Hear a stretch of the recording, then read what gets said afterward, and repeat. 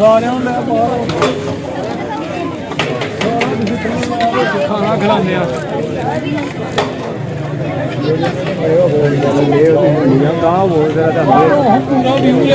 पूरा व्यू लिया पांडे ने चावल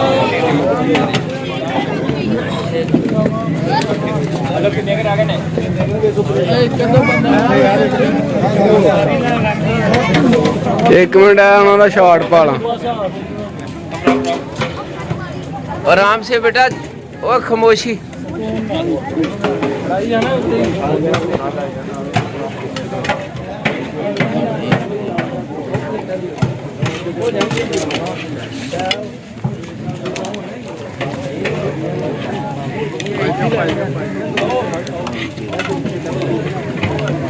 थोड़ी है ही लेना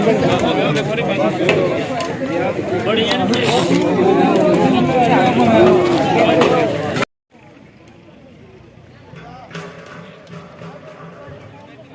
माशाल्लाह जी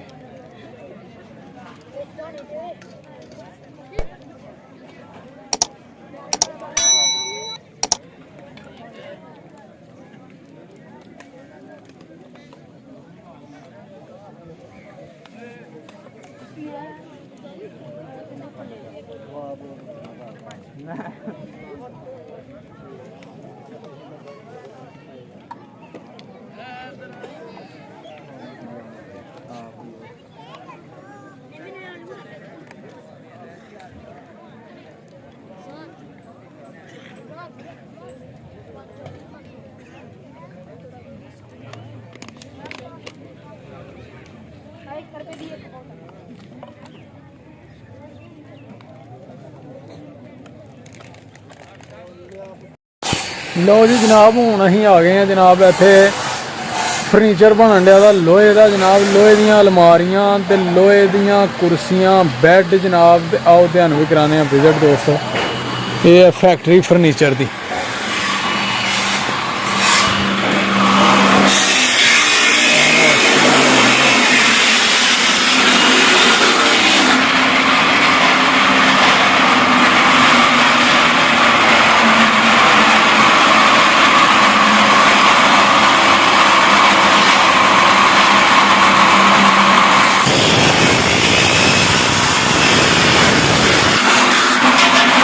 जी काम हो रहा जी जनाब बैड बन रहे जी बैड ये देखो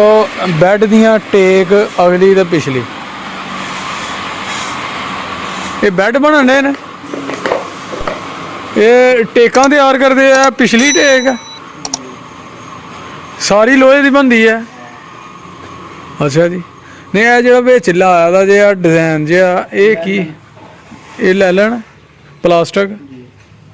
सही है ये बस बैड ही बनाते हो सब कुछ बनता है यानी कि मुकम्मल फर्नीचर जहेज का समान है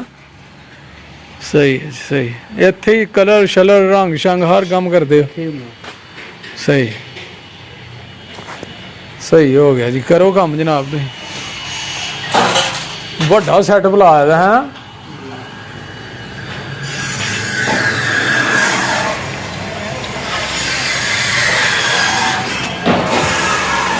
देखो जनाब फैक्ट्री किन्ने एरिए जनाब